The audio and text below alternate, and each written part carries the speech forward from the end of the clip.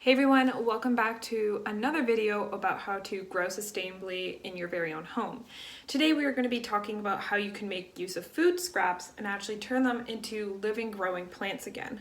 As a student, this has been a really useful method for not just cutting down on my food waste, which is promoting sustainability and helping fight climate change, but also saving money because I don't have to be going out and buying all these produce items again because I can just regrow them myself.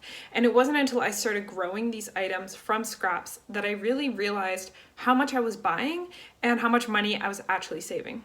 So today I'm just going to be showing you a few of the plants that I have been growing from food scraps and showing you just how easy it is to do so that you can start doing it in your own house today.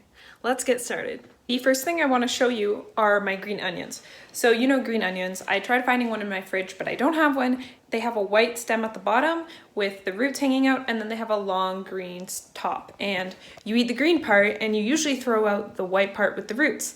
But what you can do is you can put them in water. Put the roots in water, have the white stem facing upwards, leave it for a few days, change the water every few days, and you will grow full green onions again. So I will insert a photo of what my green onions look like after about 2 days, 2 to 3 days of putting them in water, changing the water, and now I'm going to show you what they look like after about 2 weeks.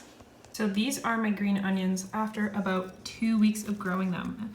I just tied them together with an elastic band, and now I have full green onions, and I'm going to be using these tonight in a dish that I'm making for dinner. So super easy. Usually you'd throw out the scraps, but instead hold on to them, just put them in water. You don't even need soil, and then you'll have a whole new set of onions, and you can just keep redoing it.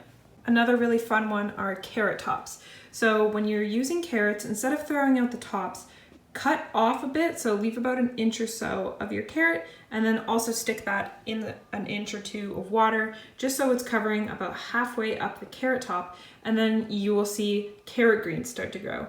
Now this method doesn't grow full carrots back, but it does create greens that you can put in salads, in dishes as garnishes, whatever you choose. Show you is bok choy.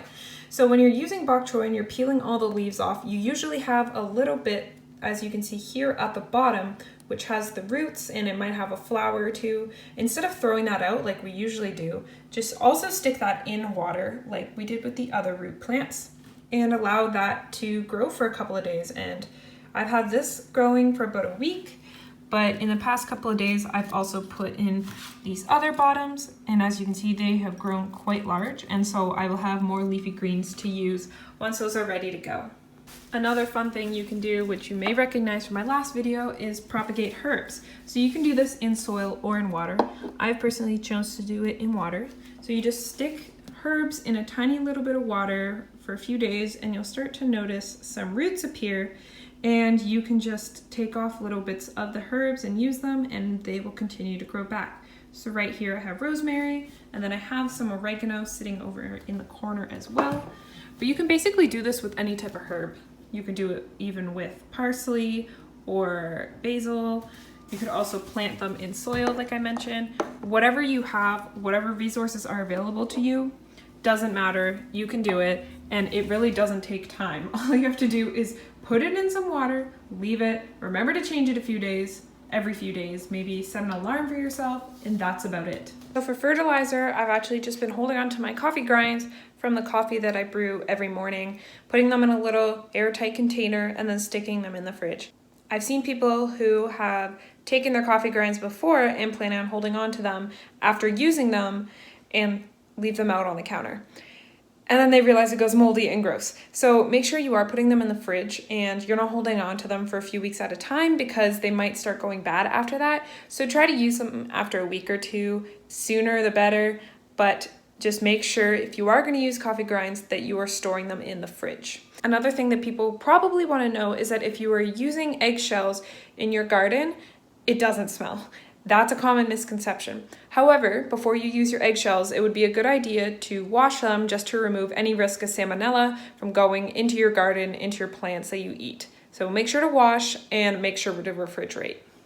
So that is all for my quick video on how to repurpose food scraps to grow your own food, to make use of things you've already paid for, which will help you reduce your food waste, help you fight climate change, and help you save money. As a student, like I said, this has been really helpful for me for taking action against climate change as well as saving money. I hope you enjoyed this video. I hope it has inspired you to start repurposing food scraps and experimenting with things in your fridge. You never know, you might just become a pro gardener after this. Thank you for watching and have fun gardening.